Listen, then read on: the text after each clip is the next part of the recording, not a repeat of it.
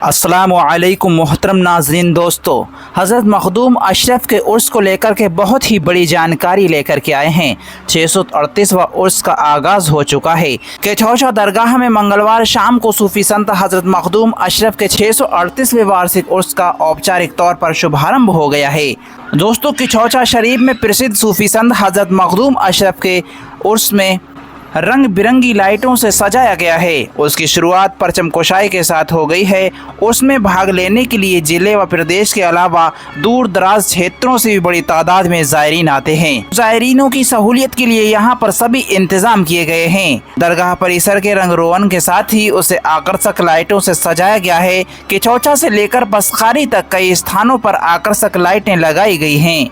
एक सप्ताह तक चलने वाले उसके दौरान सुरक्षा के लिए भी कड़े इंतजाम किए गए हैं। दोस्तों, जिला मुख्यालय से लगभग 30 किलोमीटर की दूरी पर स्थित सूफी संत मखदूम अशरफ सिमनानी की दरगाह सभी संप्रदायों की आस्था का केंद्र है, जिसे लोग केचौचा शरीफ के नाम से जानते हैं। सैकड़ों साल पहले खाड़ी देश ईरान के सिमनान प्रांत से अपनी बादशाहत छोड़कर आए इसी स्थान को मखदूम साहब ने अपनी कर्मभूमि बनाया और बिना किसी भेदभाव के लोगों की भलाई के लिए अपना जीवन समर्पित कर दिया।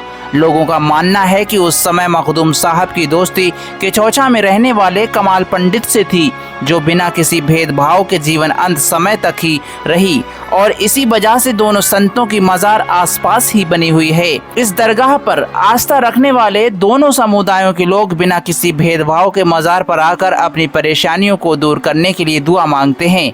लोगों का अटूट विश्वास है कि मखदूम साहब की दरगाह पर मांगी गई मन्नत जरूर पूरी होती है।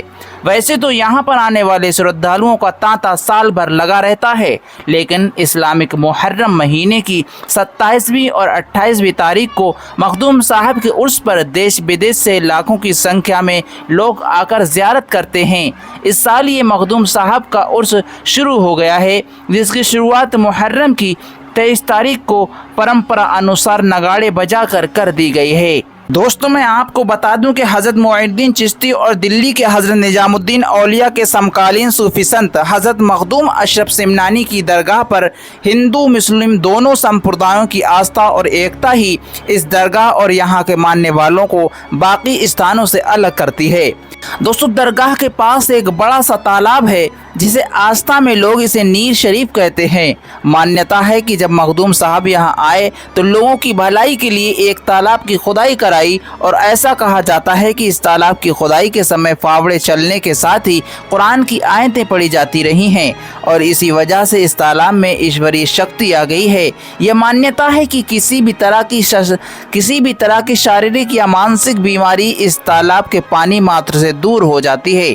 अपनी बीमारियों से निजात पाने के लिए लोग इस नीर शरीफ में नहाते हैं और इसका पानी भरकर घरों को भी ले जाते हैं।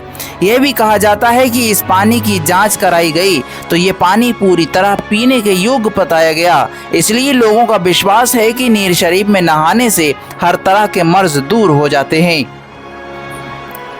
मखदूम साहब के बारे में ये भी कहा जाता है कि उनकी कोई औलाद नहीं थी और उनके शरीर त्यागने के बाद यानी कि उनके इंतकाल के बाद उनके भांजे सबसे पहले इस दरगाह के सज्जादा नशीन बने और उस वक्त से परंपरा चली आ रही है कि उसी ख़ानदान से इस दरगाह के सज्जादा नशीन बनाए जाते हैं, जो मखदूम साहब के उर्स के मौके पर सारी रस्म अदायगी करते हैं।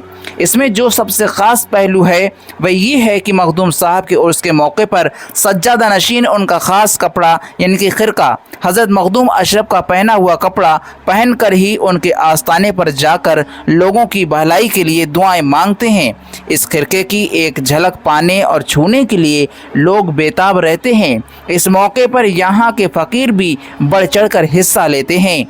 दोस्तों, ये जानकारी आपको कैसे लगी कमेंट सेक्शन में लिखकर ज़रूर बताएं और इस वीडियो पर अपना प्यार दें। हमें ज़्यादा से ज़्यादा सपोर्ट करें। वीडियो को ज़्यादा से ज़्यादा लाइक करके शेयर भी करें, जिससे कि ये दोस्तों जानकारी सभी तक पहुंच जाए। और इस जानकारी के बारे में आपकी कोई राय हो तो कमेंट सेक्शन में लिखकर ज़रूर बताएं।